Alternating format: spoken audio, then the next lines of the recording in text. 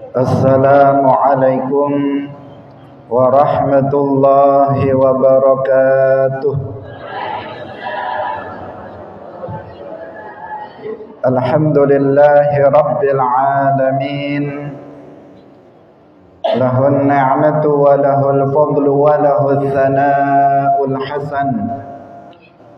Wassalawatullahil barrir rahim wal malaikatil muqarrabin ala sayyidina wa maulana Muhammadin wa ala alihi wa ashabihi tayyibin tahirin. Allahumma la sahla illa ma ja'altahu sahla wa anta taj'alul hazna idza syi'ta sahla. Allahumma rzuqna al-ikhlas fi niyyati wal qawli wal amal. Wa ba'du. Para alim ulama, para kiai ingkang kita mulyakaken, khususipun pengurus MWC NU Kecamatan Kepung, baik syuriah maupun tanfidhiyah, Bapak Kiai Haji Abdul Khalik selaku syuriah, Bapak Haji Muhammad Imran Ketua Tanfidhiyah MWCNU Kecamatan Kepung, sedaya pengurus ranting se-Kecamatan Kepung, sedaya pengurus Banom NU Kecamatan Kepung, para bapak, para ibu, hadirin, hadirat rahimakumullah. Alhamdulillah, puji syukur monggo kita haturaken dumateng Allah Subhanahu wa taala. Injing menika Allah Subhanahu wa taala melimpahkan nikmat-nikmatipun dumateng kita sedaya, nikmat ingkang sangat kathahipun sehingga kula lan panjenengan sedaya mboten saged menghitung sebanyak apa nikmat Allah Subhanahu wa taala yang telah Allah anugerahkan kepada kita, terutama nikmat taufik. Sebab kanthi taufikipun Allah, kula lan panjenengan sedaya injing menika saged rawuh wonten majelis ilmu. Mugi-mugi kerawuhan kita sedaya dados amalan sholihan maqbula. Amin ya rabbal alamin. Salawat saha salam mugi tetap kunjuk dumateng Nabi Agung Nabi Muhammad sallallahu alaihi wasallam, para sahabatipun, keluarganipun lan sedaya umat Islam ingkang mengikuti beliau ila yaumil qiyamah. Para bapak, para ibu, hadirin rahimakumullah. Monggo kita ikhlasaken niat kita piyambak-piyambak, kita rawuh wonten mriki semata-mata niatipun thalabul ilmi lillahi ta'ala.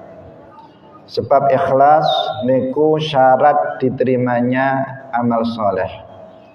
Innallaha la yaqbalu minal amali illa ma kana khalisan lahu. Sesungguhnya Allah tidak akan menerima suatu amal kecuali yang dilakukan murni ikhlas karena Allah. Karena itu kita ingatkan agar kita semuanya mengikhlaskan niat lillahi ta'ala. Para bapak, para saudara rahimakumullah, niki pindah bahasa dados bahasa Indonesia sebab di live engkang mengikuti mboten namung tiang Jawa tapi enten tiang sing luar Jawa, sehingga kita damel bahasa nasional bahasa Indonesia. Bapak ibu hadirin rahimakumullah, tema kita pada pagi hari ini adalah tentang kewajiban kita terhadap dua kalimat syahadat. Kewajiban kita terhadap dua kalimat syahadat. Kersane agar apa? Kajian kita niki mangke saged atau bisa difahami secara sistematis. Minimal panjenengan mangke lek wangsul ditangkleti tasih apal judule tok, paling enggak. Jadi tema kita adalah kewajiban kita terhadap dua kalimat syahadat. Umat Islam semuanya tahu dan hafal dua kalimat syahadat. Syahadat yang pertama, asyhadu an la ilaha illallah, dan syahadat yang kedua, wa asyhadu anna Muhammadar Rasulullah. Dan inilah pembeda Islam dan yang bukan Islam. Mereka yang bukan Islam, mereka tidak tahu makna dua kalimat syahadat ini. Mereka tidak meyakini makna dua kalimat syahadat ini. Mereka tidak mengucapkan dua kalimat syahadat ini. Tetapi kita orang Islam, kita umat Islam, kita mengetahui makna dua kalimat syahadat dan kita meyakini serta mengucapkan dua kalimat syahadat. Sehingga ketika Rasulullah Shallallahu Alaihi Wasallam ditanya mal Islam, apa itu Islam? Beliau menjawab, antashhada alla ilaha illallah wa anna Muhammadar Rasulullah. Islam itu adalah apabila kamu bersyahadat, bersyahadat bahwasanya tidak ada yang disembah dengan hak selain hanya Allah, dan bahwa Muhammad itu utusan Allah. Bapak Ibu hadirin rahimakumullah, kita mukallaf, orang mukallaf, berkewajiban yang pertama mengetahui makna dua kalimat syahadat. Yang pertama kewajiban kita mengetahui makna dua kalimat syahadat. Yang nomor dua, kewajiban kita terhadap dua kalimat syahadat adalah meyakini makna dua kalimat syahadat. Meyakini makna dua kalimat syahadat. Dan yang ketiga, kewajiban kita terhadap dua kalimat syahadat adalah mengucapkan dua kalimat syahadat. Nah, terus pinten tiga, ada tiga kewajiban kita terhadap dua kalimat syahadat. Yang pertama, kita wajib mengetahui makna dua kalimat syahadat. Yang kedua, kita wajib meyakini makna dua kalimat syahadat. Dan yang ketiga, kita wajib mengucapkan dua kalimat syahadat. Bapak Ibu hadirin rahimakumullah. Yang pertama, kewajiban kita yang pertama adalah mengetahui makna dua kalimat syahadat. Apa makna asyhadu an la ilaha illallah wa asyhadu anna Muhammadar Rasulullah? Asyhadu ini sebenarnya bukan syarat dari dua kalimat syahadat. Pokok dari dua kalimat syahadat itu la ilaha illallah Muhammadur Rasulullah. Tetapi apabila seseorang mengucapkan dua kalimat syahadat, maka yang lebih utama ditambahi kata asyhadu. Dalam bahasa Arab, asyhadu itu memiliki tiga makna sekaligus. Ketika kita mengatakan asyhadu, kalau bahasa Indonesia sering diartikan apa? Asyhadu, saya bersaksi, saya bersaksi. Tapi kalau dalam bahasa Arab, kata asyhadu itu mengandung tiga makna sekaligus. Sekali kita ucap, maka tiga makna ini itu terkandung dalam satu kata. Asyhadu artinya a'lamu wa a'taqidu wa a'tarifu. saya mengetahui, saya meyakini, dan saya mengakui dengan lisan. Itu makna asyhadu. Asyhadu an la ilaha illallah. La ilaha illallah. Ini sangat prinsipnya yang kita sampaikan, ini sangat dasar. Tapi khawatirnya ada sebagian kita yang belum paham, sehingga kita pastikan pagi hari ini kita bahas. Sebab ini pembeda antara orang Islam sama orang yang bukan Islam.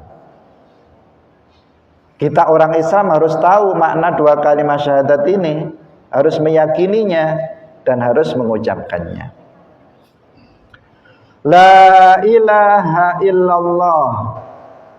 Kata ilah, ilah itu artinya al-ma'bud bihaq, yang disembah dengan hak, dengan benar. Itu makna ilahun. Dalam bahasa Indonesia sering diartikan Tuhan.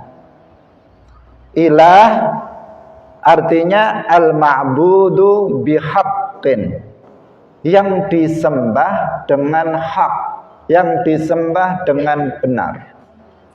Itu makna ilah. Sehingga kalau kita sebut ilah, maka yang dimaksud pasti Allah. Karena yang disembah dengan hak itu hanya Allah. Jadi kata ilah jika dimutlakkan itu enggak diidhofahkan, hanya dikatakan ilah, maka yang dimaksud dipastikan itu adalah Allah, karena ilah artinya yang disembah dengan hak, dan tidak ada yang disembah dengan hak selain hanya Allah.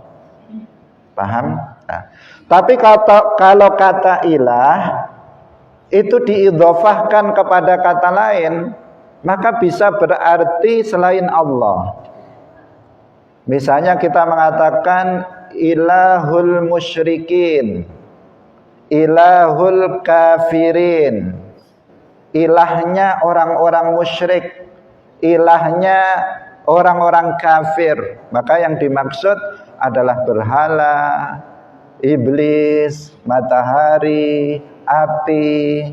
Itu ketika diidhofahkan. Jadi ketika dikatakan ilahnya mereka orang kafir, maka bisa selain Allah. Tetapi ketika kata ini disebut ilah begitu saja, maka maknanya itu adalah Allah, karena makna ilah adalah yang disembah dengan hak. Kalau disambungkan la ilaha illallah, maka menjadi la ma'buda bihaqqin illallah. La ma'buda bihaqqin illallah. Tidak ada yang disembah dengan hak selain hanya Allah. Itu makna dasar dari syahadat yang pertama. Aku tahu, aku meyakini, dan aku mengakui dengan lisan bahwa tidak ada yang disembah dengan hak selain hanya Allah. Sesembahan-sesembahan selain Allah yang disembah oleh orang-orang kafir, orang-orang musyrik, semuanya adalah sesembahan-sesembahan yang batil. Menetapkan ketuhanan hanya kepada Allah dan menafikan ketuhanan dari selain Allah. Sebagian orang-orang musyrik ada yang menyembah matahari. Maka matahari ini adalah sesembahan yang disembah dengan batil. Sebagian orang musyrik ada yang menyembah api. Maka api ini adalah sesembahan yang disembah dengan batil. Sebagian orang musyrik ada yang menyembah berhala. Maka berhala-berhala ini adalah sesembahan yang disembah dengan batil. Sebagian orang musyrik ada yang menyembah pohon besar, ada yang menyembah iblis, ada yang menyembah batu besar. Maka benda-benda ini semuanya adalah sesembahan yang disembah dengan batil. Yang disembah dengan hak itu hanya Allah. Itulah makna la ilaha illallah.